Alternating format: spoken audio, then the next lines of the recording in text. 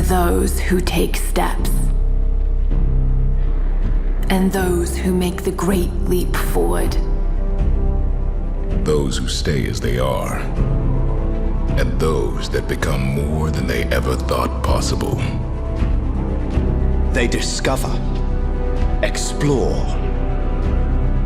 compete, and are fearless. There are those satisfied by common pursuits, and those for whom the extraordinary will never be enough. So ask yourself, will you step? Or will you leap?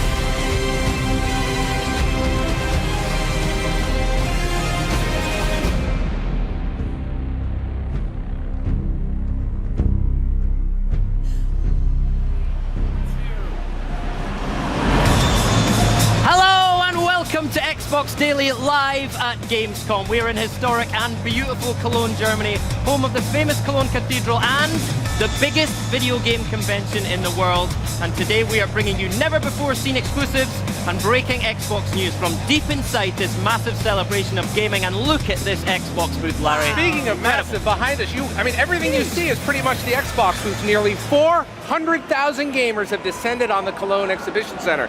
But if you aren't able to be here in person for the next 2 days, don't worry about it. Stay right where you are because this is the best place to watch live Gamescom coverage. So let us know what you think by tweeting us using the hashtag XboxGamescom. And if you have an Xbox One, you can vote in the live polls during the show. I'm Julia Hardy, and I'm joined here on the Xbox stage by Mr., his official title, AC Bongos himself, Mr. Graham Boyd, and of course Larry Herb, aka Major Nelson. Thank you, Julia. Now today we've got a closer look at highly anticipated games like Quantum Break and Halo 5 Guardians, and we'll take a deep dive into the destructive beauty of Crackdown 3. Plus, we'll check out Mafia 3, Final Fantasy 15, and get our hands on a demo of the new game from the creators of Minecraft called Cobalt. And later in the show, we've got another look at the dragon-filled world of Scalebound. All that and much, much more. But first, let's take a look at some of the hottest games from the Xbox briefing.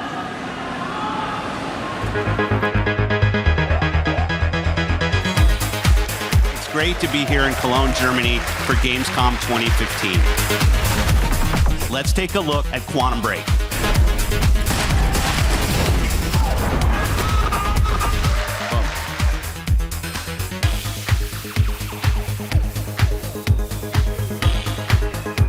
I'm excited to show you Scalebound gameplay for the very first time.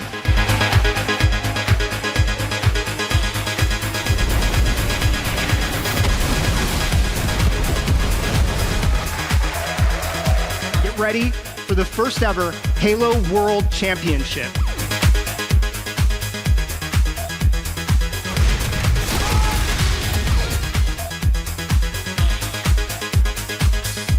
This is as real as it gets.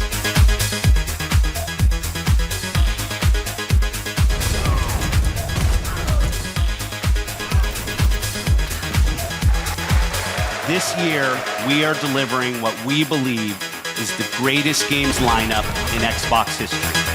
2015 is going to be an amazing year for Xbox One and for gamers. This is the future of gaming at Microsoft.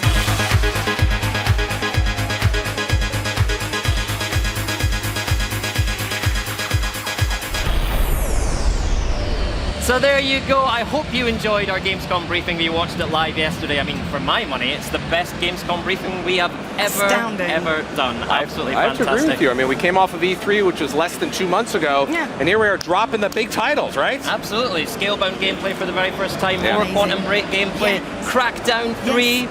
We could go on. destruction. There's a lot of things. And then Halo Wars 2 is a big surprise as well. So much more of the greatest games lineup in Xbox history. But a personal highlight for me, you know I'm a football fan. My team Aberdeen are playing this week in the Europa League qualifiers. Need to figure out how I'm going to watch that actually. So great to see FIFA on stage.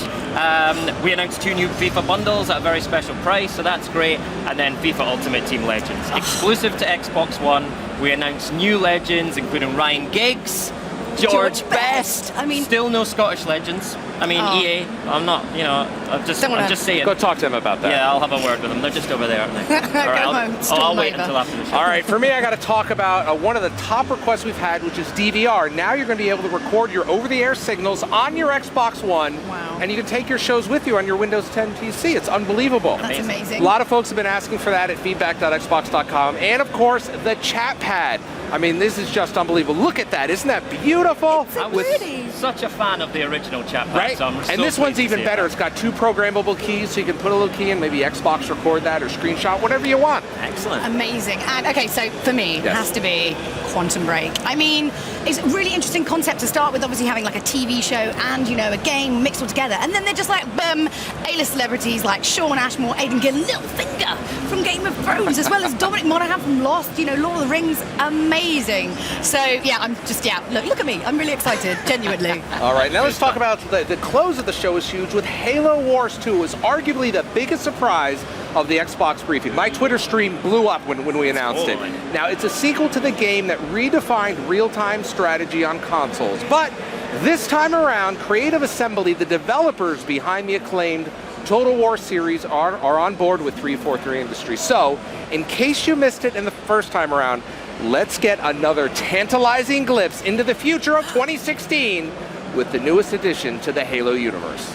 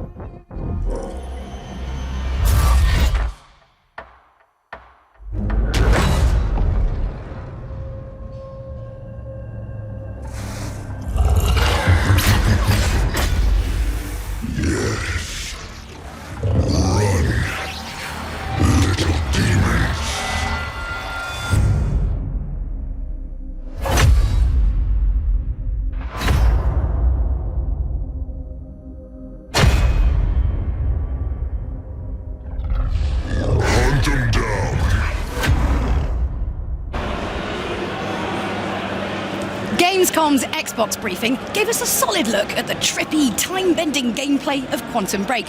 It also revealed that some very familiar faces have been added to the cast of this unusual game/TV series hybrid. Now in a minute, we'll be joined by the game's creative director and one of the stars of Quantum Break to tell us more. But first, let's take a look at this exclusive behind-the-scenes video of the cast.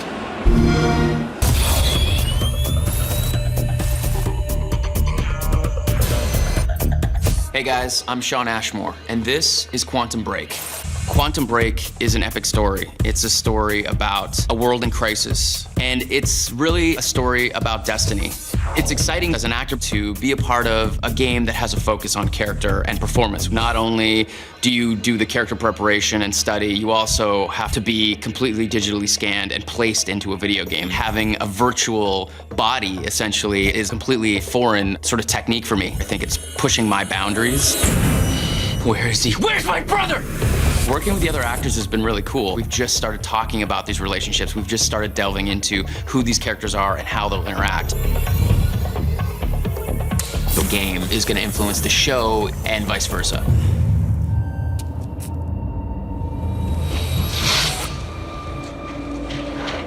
No.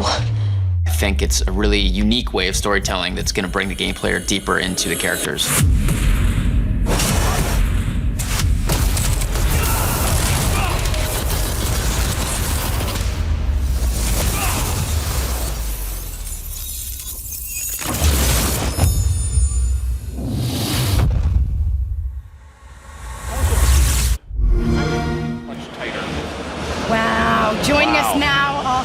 Blake, the creative director of Remedy, and star Sean Ashmore.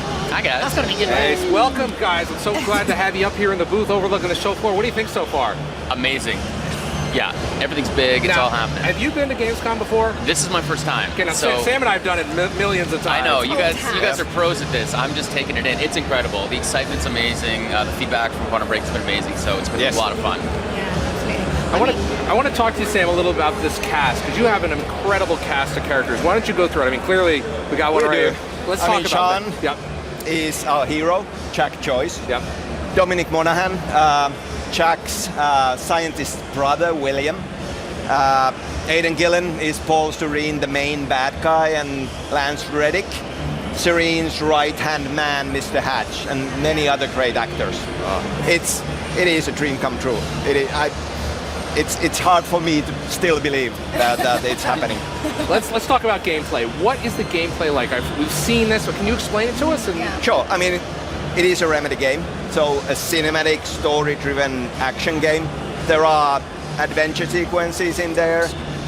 What are we seeing here on screen right now? Well, time is breaking down, and this manifests as stutters in time, frozen moments that can shift and collapse without warning, and broken timelines caught in violent loops.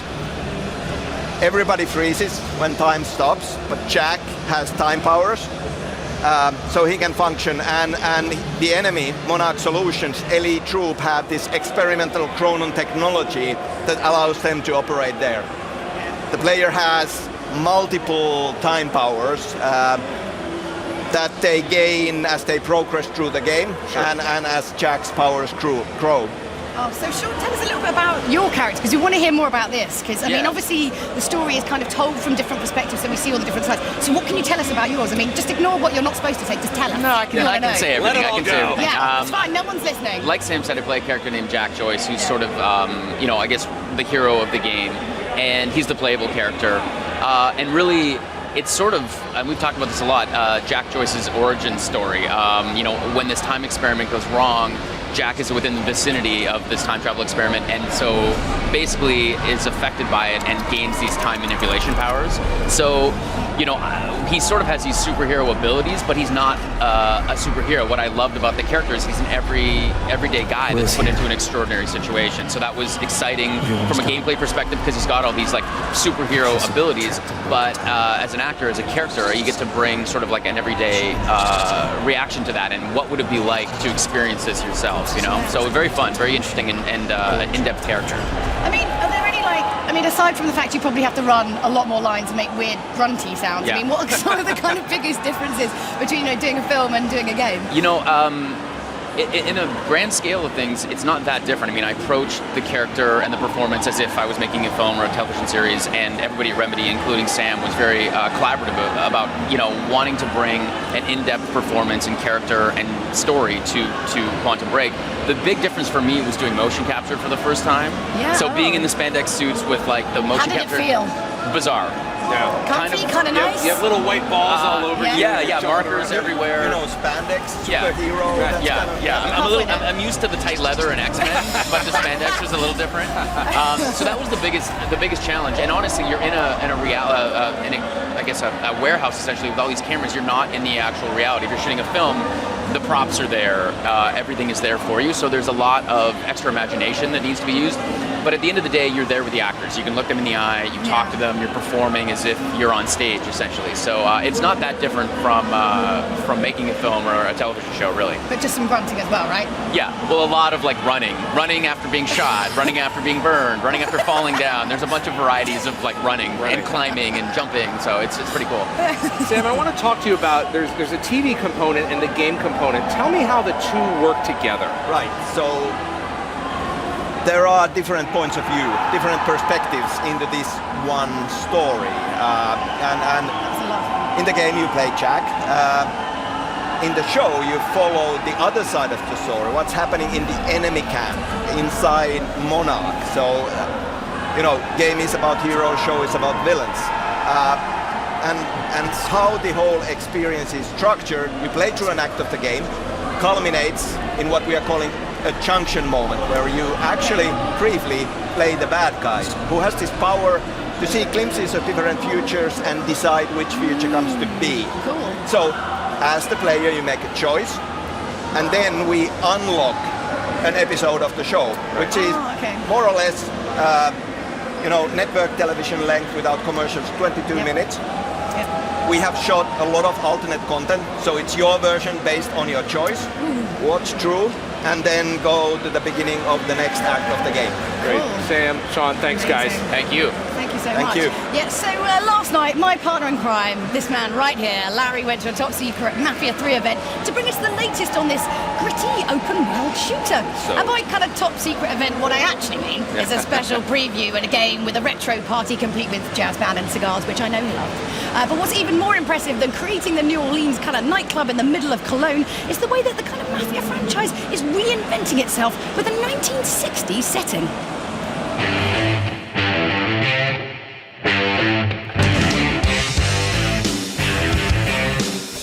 I'm here with Hayden Blackman, who's the studio head and creative director of Hangar 13. They're the guys responsible for Mafia 3. Excited. Hayden, thanks for joining me. Thank you for having me. Let's talk about some of the things that we saw and what we can expect from Mafia 3. So Mafia 3 is the story of Lincoln Clay. He was raised in an orphanage in our version of New Orleans. Eventually that orphanage got closed down. He fell in with various gangs, and he's always been looking for a place to belong. That's kind of the thing that drives him.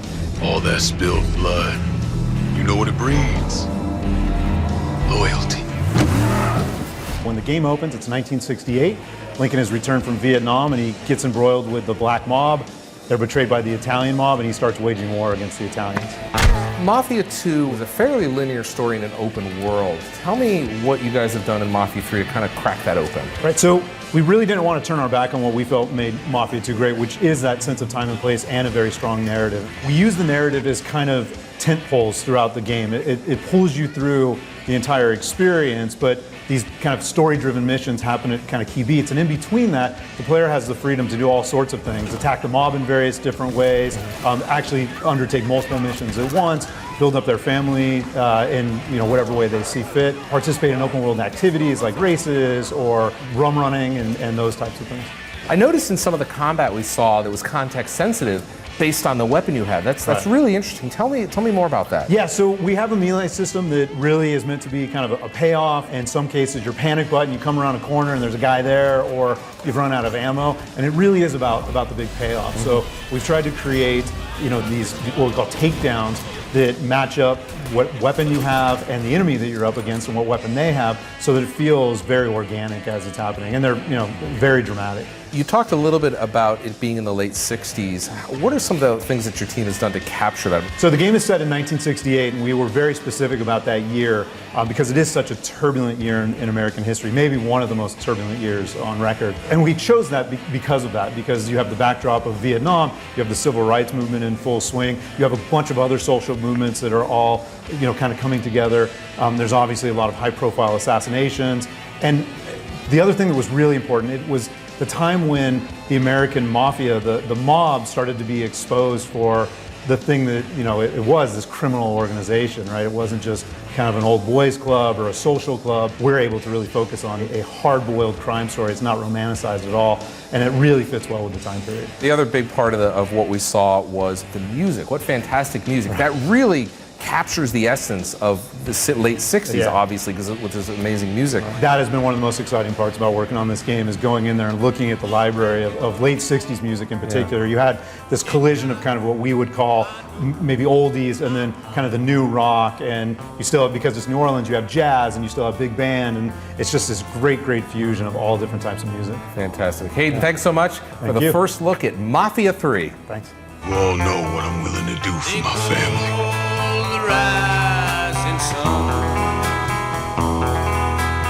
What are you gonna do for yours?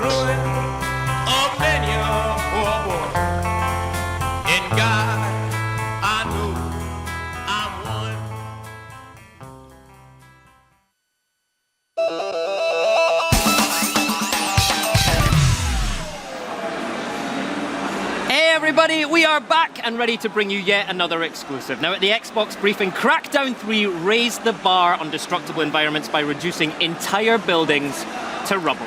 So joining me now to tell us why he loves wrecking things is the series creator of Crackdown, Dave Jones. Dave, you're Scottish, I'm Scottish. Absolutely. This might be too much Scottishness for people to handle. Try and speak very eloquently. Quite right. Welcome to Gamescom. Thank you. Thank you for bringing Crackdown back.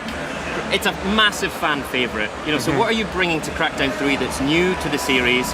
And what kind of things are you going to keep so that the fans, you know, can rest easy at night?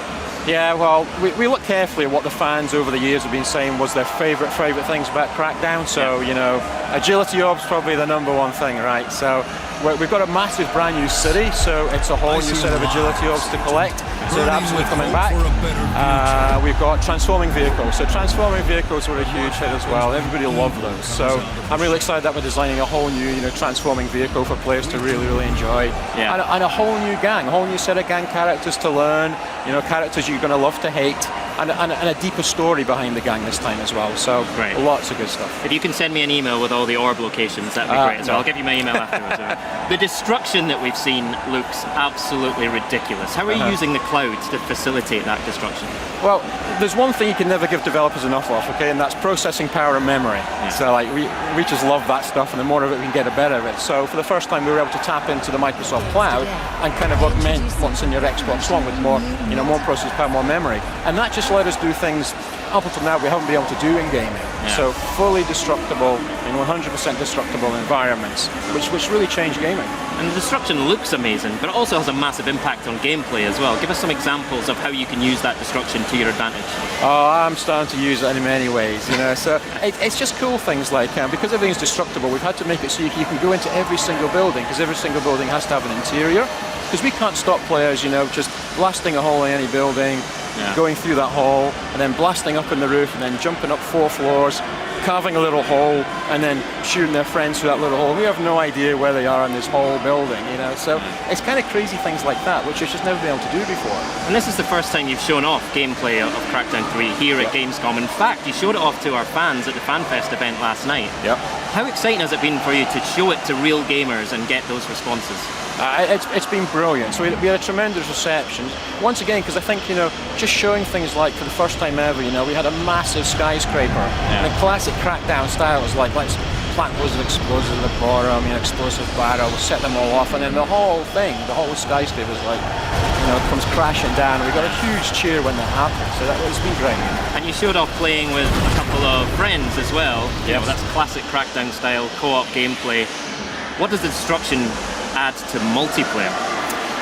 For me, it's all about the kind of the ingenious ways you can take them out. You know, so we show things like, you know, bridges in games and things like that. So you have a nice bridge, and he was hiding on the bridge, but I was like, it's no problem. I'll just shoot the ends of the bridge off, and the whole bridge just collapses. And, you know, and he falls down through the air, and you know, planting charges under, you know, bridges as well, and waiting for him to drive over, and then bang, and the whole bridge goes with him on it. So it's just fun ways you can really play with your friends uniquely. All right, Dave, thank you so much. It's an absolute pleasure. All the best with Crackdown. Thank you for bringing it back. And now let's check in with my Xbox On wonderful co-host Kate. She's down on the show floor getting a better look at the cartoon-influenced indie Cuphead.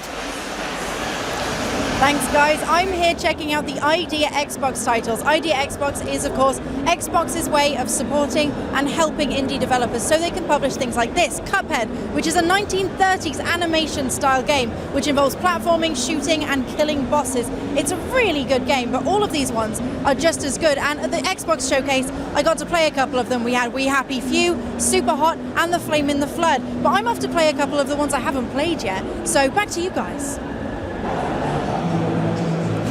The Xbox briefing at Gamescom was a bounty of riches, and we here at the Xbox Daily Show, we like to share the wealth because that's the kind of nice people that we are. So here's a brand spanking new Rainbow Six Siege trailer.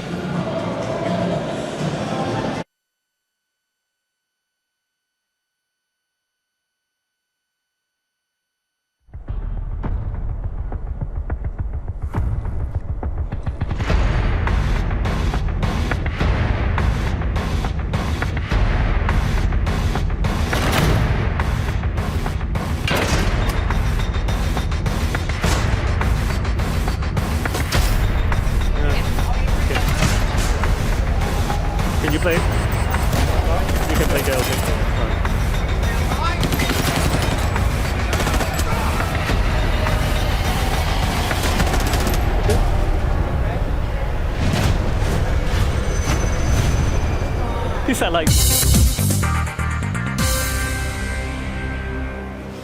Today's briefing, Killer Instinct delighted the crowd when it revealed that a brand new character, Rash from cult favourite Battletoads, was coming to the game. So joining us now to talk all things Killer Instinct, Season 3, and to show off an exclusive trailer and gameplay demo are Ernest Yuang from Microsoft Studios, Dave Lang from Iron Galaxy, and his demo partner, Craig Kujava. So, okay, everyone's always excited about Killer Instinct, let's be honest, but Season 3, why is everyone especially excited? What have you got for us? So we want to thank the fans for their great support so that we actually have been able to announce Season 3 is coming to both Xbox One and Windows 10. That's so very, very exciting. So I think we actually have a trailer, so why don't we have a quick look at that?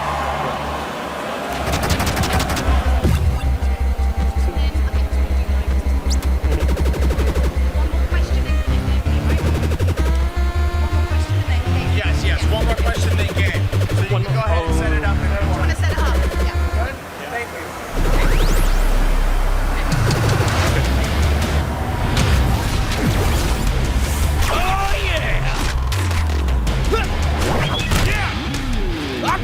In this party!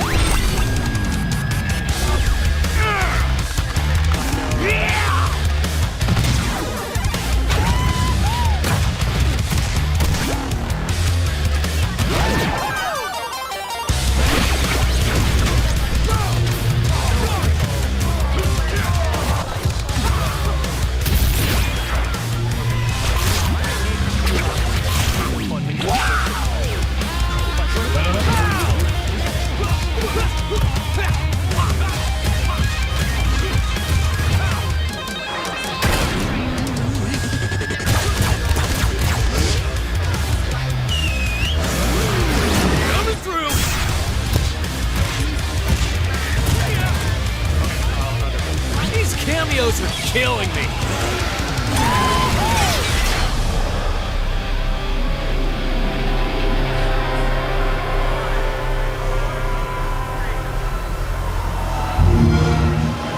Wow, I mean, that's a pretty good trailer. Talk us through what just happened there. That's pretty amazing. So new character, obviously. Yep, absolutely. Killer Instinct has always been one of the key aspects is about having really epic characters. And as you have seen, what's Rash more epic than Rash, right? Rash for Battletoads is amazing. When we decided we will feature guest characters in the next Season 3, we decided like, oh, we got to have the Battletoad. So like, he's amazing, and Dave and Craig will be able to like show you how he actually looks like in-game. Let's see how amazing it looks. Well, I mean, obviously, right off the bat, Killer Instinct is renowned for just absolutely beautiful, punchy colours and graphics. And obviously, you know, Rash here just looks fantastic. Oh, talk us through some of the moves. So what's happening here? Sure. So Rash, we want to get all the signature moves or moves from the game in there. So he's got the battering ram. He's got the wrecking ball. You go quarter circle back, get the wrecking ball in there. He can lick his tongue out and kind of zip around the map like that. He can also eat fireballs with that, get in close really quick and do some maximum damage. Oh, look at that. That was pretty quick. Were you actually trying, though? Well, no, he's letting me go. Really. He's letting me go. Yeah. So are there any kind of particular unique to Rash kind of mechanics there, or just, I mean, aside from obviously the special moves? Yeah, one of the best things about him is he's really simple for beginning players to kind of jump into. Combos are really simple for him to do. Basically, if you mash light punch or light kick, we'll be able to just kind of demonstrate that real quick. Basically, kind of just that's important for me because I am a serious button masher. I have absolutely zero skill. So, like any kind of simple combos is, I'm listening now. I want to play. Yeah, exactly. This. Light punches and light kicks are going to be the key for that. So you kind of open up a combo, and then you go and start mashing light hitches, light kicks, and good things happen. So I suppose one of the biggest things to talk about is kind of like how do you get in fighting games, because obviously it's competitive and it's like professionally competitive. How do you get like the balance, getting the balance right? Because if something's slightly off, you will never, ever, ever, ever, ever hear the end of it. Yeah, well, it's super tricky. But you know, the big cast of characters, as diverse as they are in Killer Instinct, keeping that balance. But you know, that's why the game designers make all the big bucks, I guess, right there, right? So.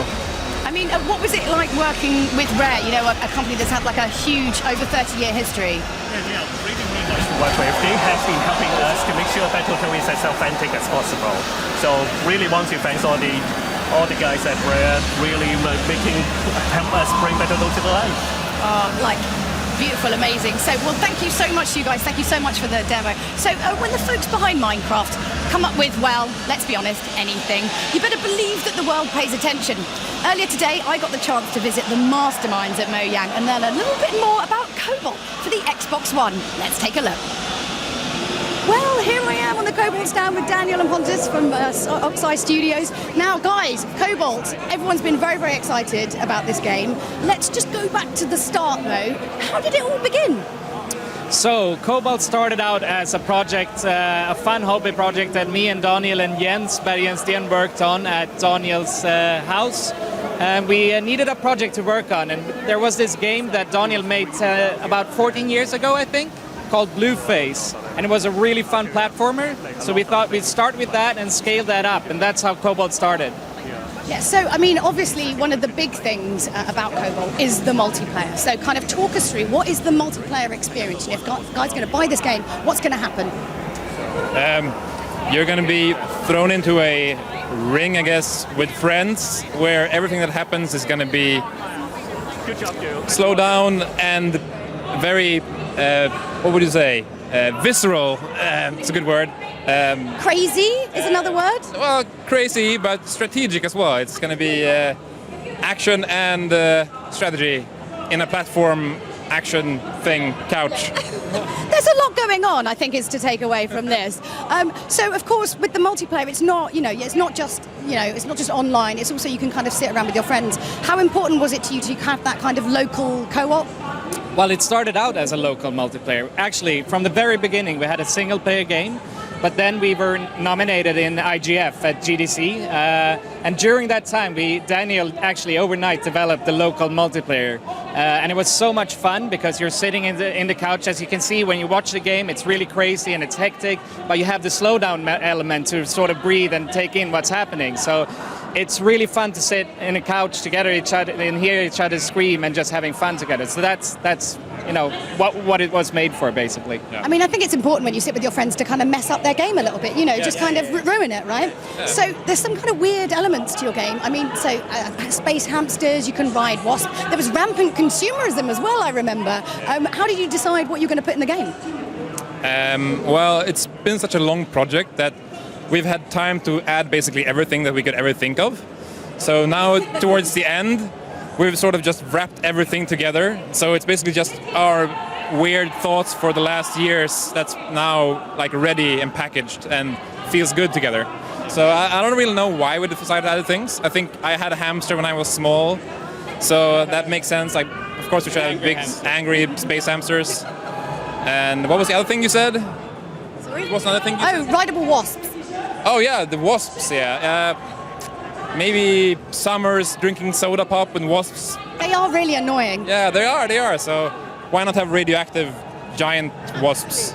Absolutely. Well, look, thank you so much. It's been amazing to chat about the game. I know everyone is, super excited about it, and we're just going to go back to the stage right now.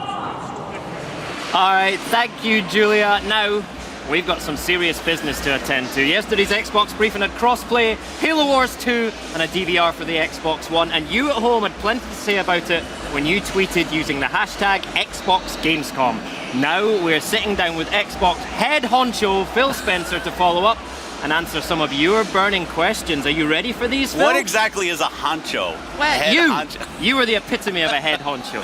I know. Welcome to our show at Gamescom. This looks great, right? Yeah, Brilliant. It's fantastic. Yeah, the work we've done with the dailies, bringing the Xbox news to the fans. We did it at E3. It's great to be starting it here at Gamescom. It's really great. Well, it's a pleasure to have you here. We announced backward compatibility on the stage at E3. In fact, you announced it. Massive cheer. How did that feel for you? Yeah, it was. I've said this. The people they turned around and they looked at the monitors, so they actually knew what I was going to say before I said it. Spoilers. And the crowd just went ridiculously. I mean, the passion of the fans that I've met.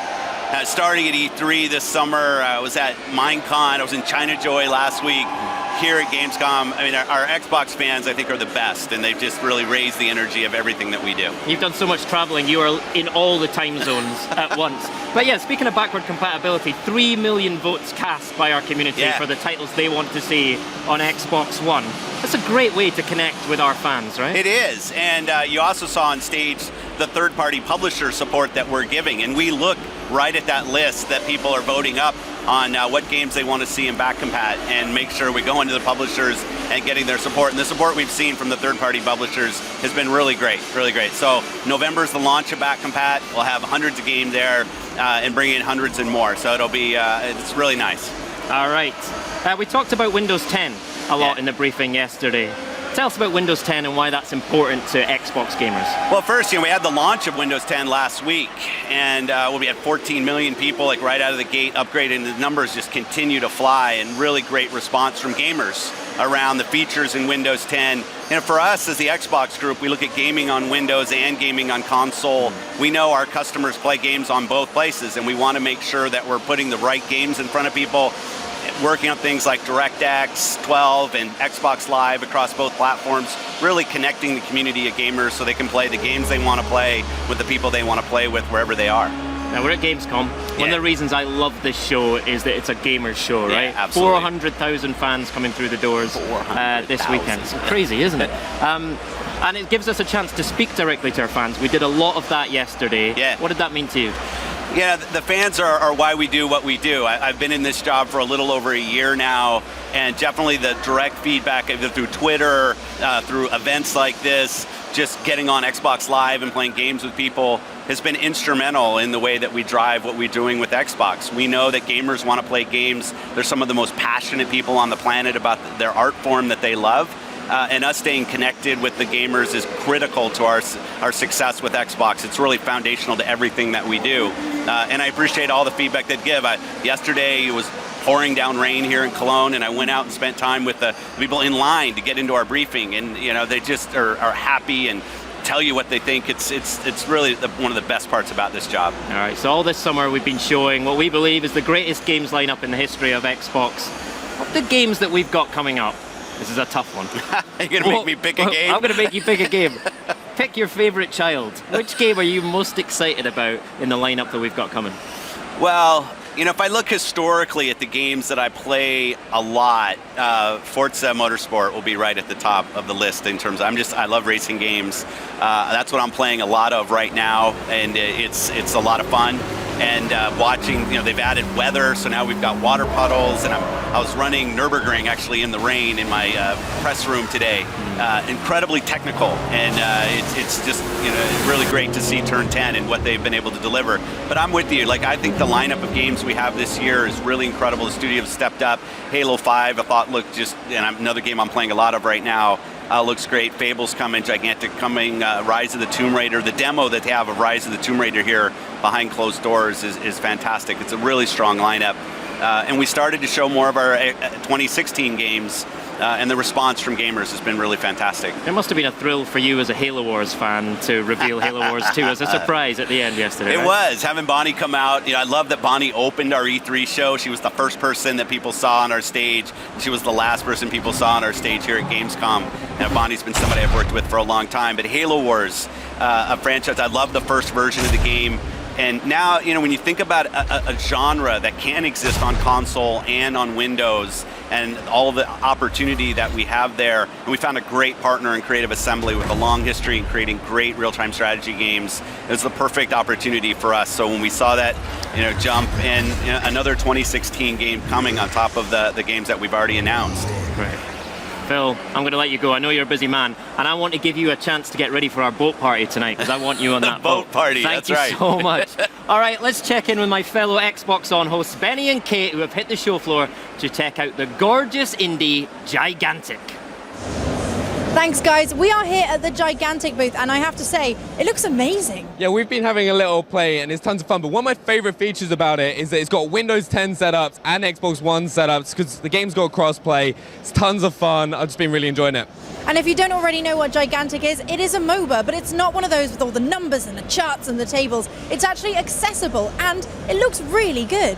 Anyway, guys, thanks very much. We're going to go have another little play, but back to you guys. I hope you've got your passport stamp, because we're leaving Cologne and heading to the mythical land of Albion for a deeper look at Fable Legends. From multiplayer to cross-device gameplay and much, much more. Enjoy.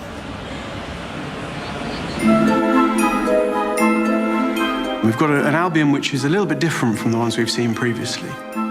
We wanted to go back in Albion's past, where everything was a little bit more raw, a little bit more wild. It's dark and it's dangerous, and who knows what monsters and strange magic are lurking in there.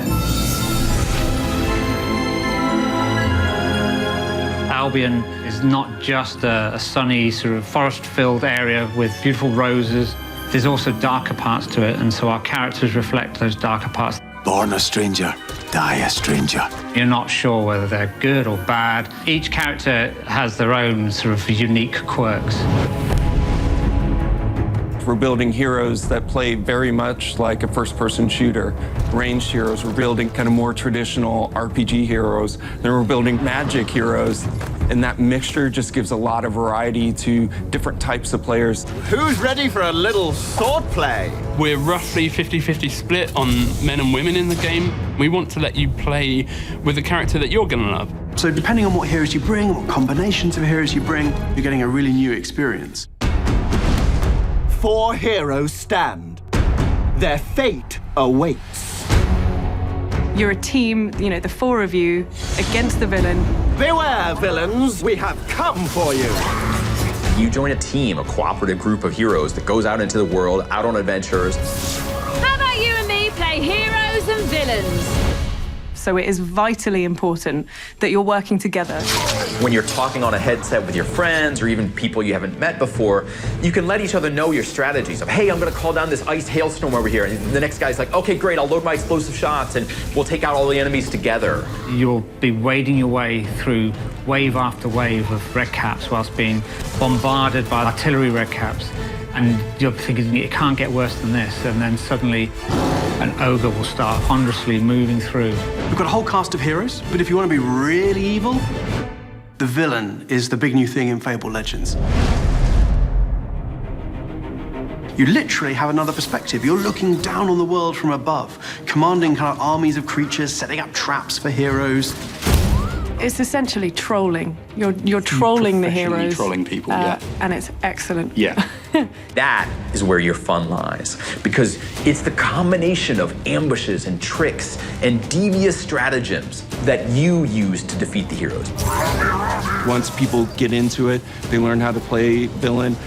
They're kind of addicted to it. We're on Windows 10, and that brings us a lovely, massive, great audience on 2 platforms. Well, now things are going to get interesting. Windows 10 gives us DirectX 12, which allows us to bring you incredibly good-looking graphics. Fable has never looked better. When you're playing on an Xbox, or whether you're playing PC with your friends, or a mix, no matter what platform you play on, everything that you have is shared across them. But I think there will be some competitive energy between the PC players and the Xbox players. Who's better? Finally, a challenge. So that's going to be interesting to see. You can play as a hero, as a villain, and you can play through the series of quests that are available without paying a penny. So free-to-play means anybody can download and install Fable Legends and play the entire game for free. No tricks, no ifs, no buts. We didn't want to sell winning power advantages. We wanted the game to be balanced. Being free to play means that we can launch a game, but continue to add hours and hours of content in the months and even years to follow. Let's get serious. Fable Legends is the biggest, boldest it's ever been before. We want to bring you an experience that's second to none. And you can do it whether you're an Xbox One player or whether you're a Windows 10 user. That's truly cool and something we've not done before with Fable. We're giving you in Fable Legends the ultimate choice. For the honor of Albion! Are you going to play on the hero side of the game, or are you going to be the villain and mastermind the game against the heroes?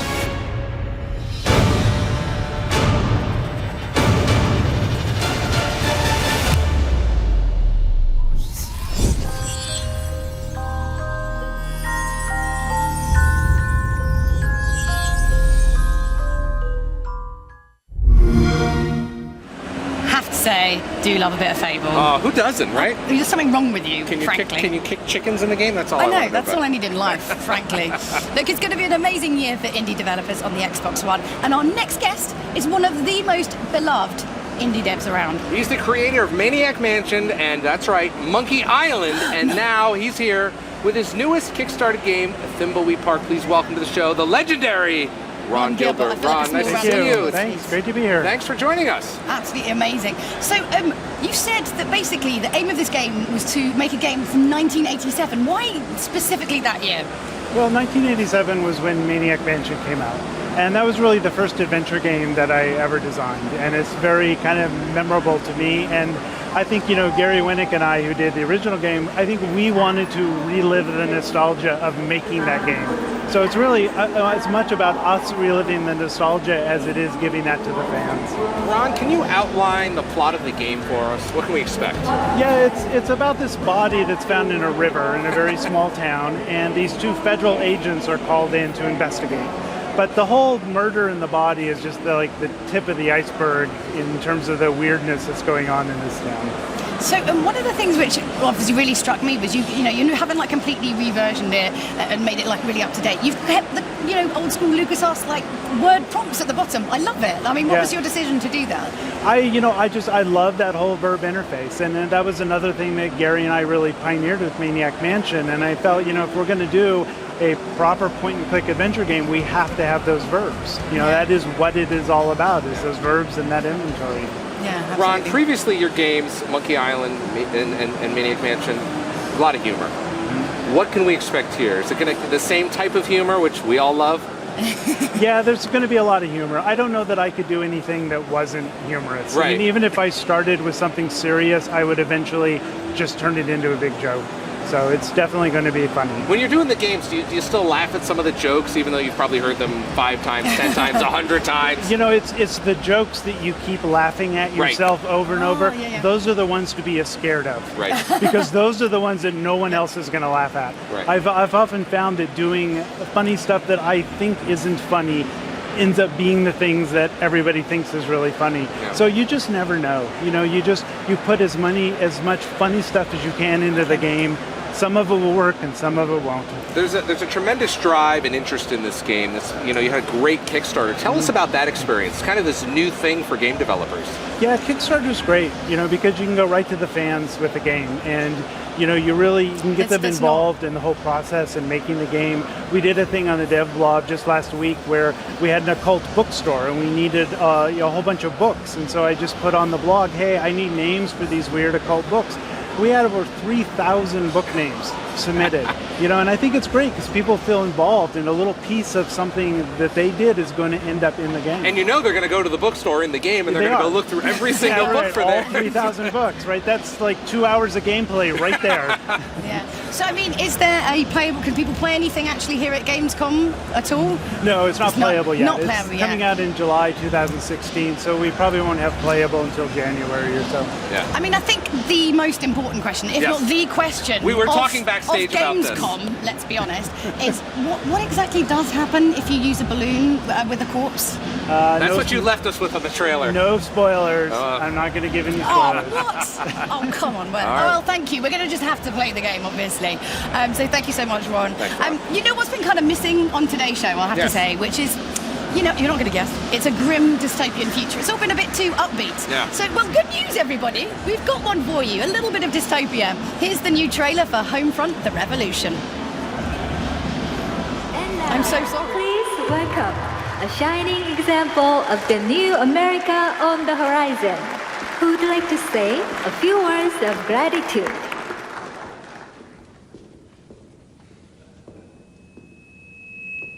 To our honorable and faithful leaders, I want to say thank you. Thank you for your kindness, generosity of spirit, and your concern for our future. At first we rejected you, but that was because we did not understand. We didn't realize how much we needed you. We didn't appreciate that your arrival was a precious gift. Your presence has roused us from our complacency. We have awoken from our wasteful sleep and taken responsibility for our future. We have renewed pride in our work. We are once again enterprising,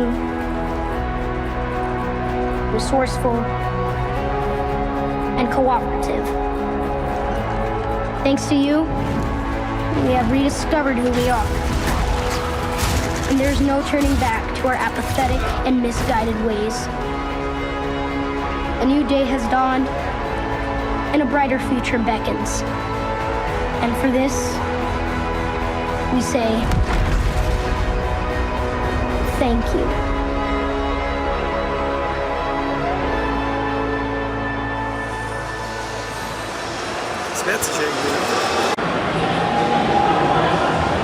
A few months away from the release of Halo 5 Guardians, and there's even more news rolling in about the most anticipated game of the fall. That's right. So joining us to run down all the biggest Halo reveals and announcements of Gamescom is the legend, Josh Holmes from 343 Industries. Welcome, Josh. Hey, thanks for having me, Josh, guys. Josh came on. It was funny because he was fanboying out because Ron was just sitting in that chair. Dude, I totally was. You're like, what? They're rushing me onto the stage, and I just wanted to be like, oh, Ron, I used to play your games as a kid. But we got some great stuff. What are we showing, Sam? And you have a world premiere you're sharing with us, right? We are. We're showing for the first time footage from one of our arena multiplayer maps, the Rig. Okay. And this is one of the maps that we are. This is we're seeing this right now on screen. You're seeing it right here. This is a fly through of the map. This is a map that's set at a mining rig that's on a planet called Meridian that features in our campaign. Oh, it's beautiful, doesn't it? It's amazing, yeah. And we saw Colosseum. We saw Colosseum yesterday in the briefing as well, but this is a different type of map, right? How does this play? This is actually an asymmetrical map. Okay. So, you know, Colosseum's symmetrical. This is asymmetrical, and this is one of the first maps that we really started testing the new Spartan abilities on, particularly Clamber. And it was a map that we've played throughout development. It was originally nicknamed Towers. That was our internal code name for it, and that was before we set it on this mining rig. But it's one of the favorites of the team, and also one of the favorites of our pro team in the studio. I want to talk about the different game types we're going to see in arena multiplayer. Can you go over some of them? Yeah, we've got a number of different game types, including some fan favorites that'll be returning, like Slayer, Capture the Flag, new objective mode called Strongholds that we featured in our beta, as well as a brand new mode that we featured in beta that we've been continuing to tweak since then called Breakout, which is a real departure for Halo because it's a round-based mode where you have a single life per round. And it has heightened lethality, so you know, it's much faster paced. We played that in the beta over the holiday. We did, earlier this year. And then since then, the team's been working on some adjustments to that. We've been experimenting with placing an objective within the mode so that you can either eliminate the other team within the round or push a neutral flag into the team's base. And if you do that, you also win the round. So, all right, Josh. Esports has always been a really big deal for Halo, right? But you're bringing a lot of features in Halo 5 that will really support the esports community, right? Tell us about that. Yeah, this has been a huge priority for us on Halo 5. You know, we really have embraced competitive Halo. We've had a pro team that we hired and brought into the studio, former Halo pros who have helped shape the game, work closely with our team throughout the design process and provided really valuable feedback as we've been iterating. And then, you know, we just made the announcement yesterday at the briefing about the Halo World Championship, and we're going big with esports, over $1 million prize pool for that, and we're really excited to see esports be a big focus for Halo 5. Well, we got to say this. You made this announcement yesterday. $1 million prize pool. We better get practicing, right? That's amazing. Yeah, it's huge, and you know that's where the prize pool starts. We also have talked about how we'll be having some crowdfunding coming through the requisition pack system that will be adding to the prize pool as well. So really exciting. Great stuff. Josh Holmes, 343 Industries. Thanks for coming by. Thanks for having me. All right, so first announced E3 2014, but shrouded in mystery until now. The Xbox One exclusive Scalebound had a dragon-sized presence at Gamescom 2015. We finally got to see Scalebound in action at the Xbox briefing, and we now know the game is going to feature 4-player co-op and take place in the lush and dangerous world of Draconis. But, more importantly, we got a closer look at the fiery gameplay.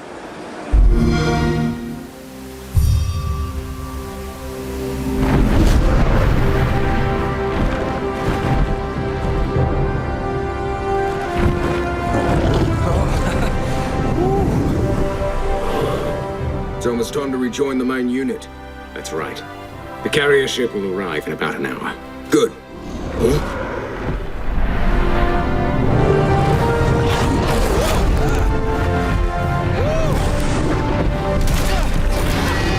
What is that thing? We're under attack! Men, Prepare to engage! Beast tamer! It's more of them than I expected. You're up, big guy. God, what the hell was that for? I'd get off if you'd ask me to. Use your words! I've never seen a creature like that before! Don't panic! Team, unite up! Oh, man. Here we go. Oh, yeah? Well, maybe you should hide behind me.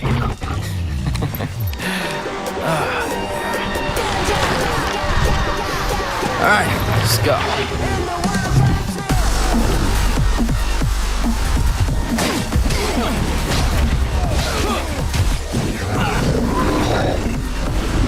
Intruder!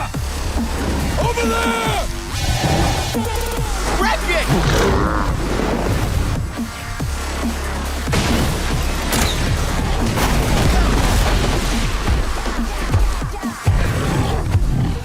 Over there!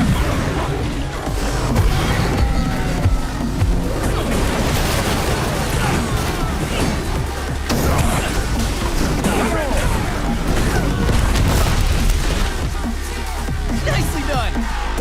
Go!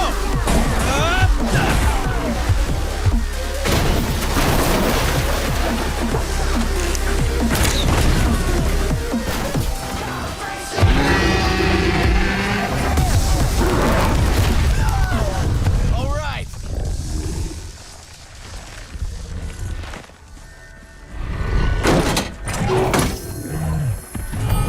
Let's head that way.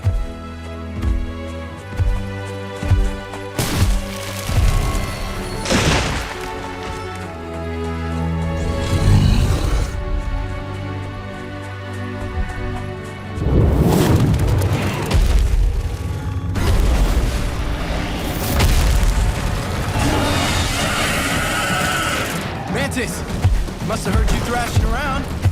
Let's stop this guy.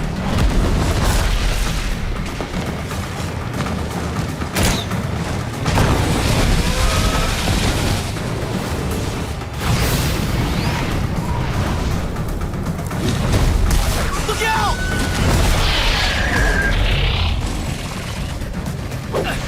Let's rock, baby! Go!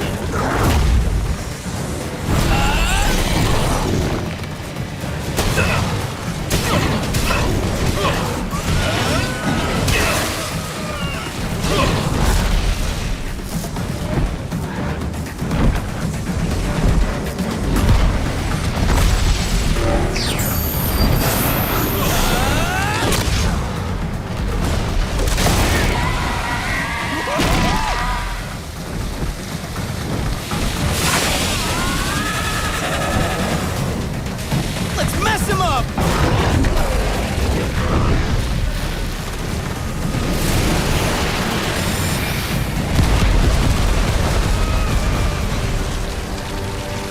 Whew. He's history.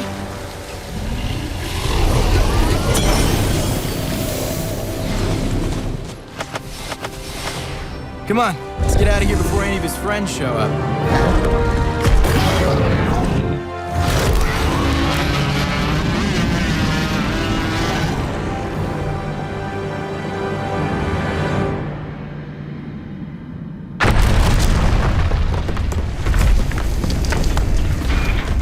Holy shit.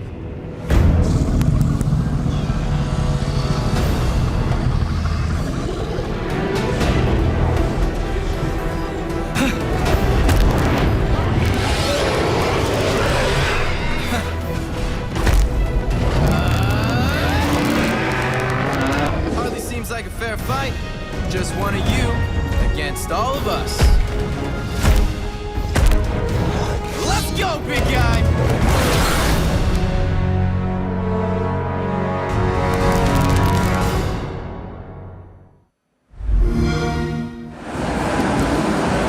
Hey, thank you so much for watching day one of our Xbox Daily live at Gamescom coverage. It's been amazing, but do come back for day 2 tomorrow when we're going to give you a deeper look into the rise of the Tomb Raider. Very excited about that. More Halo, breaking news on Forza, FIFA, Unravel, and the chilling indie. Exceptionally excited about this, be happy for you. Whoa. And of course, Mad Max. It doesn't stop. How will we fill the time? All right, but before we go, we want to leave you with something special. It's the trailer for Final Fantasy 15, featuring a very special introduction from Final Fantasy director Tabata-san. Yeah, we're really excited for this one, and if I were you, I'd watch to the very end. Hang out. Enjoy, and we'll see you tomorrow. We'll see you guys tomorrow. Bye-bye, everybody. See you later.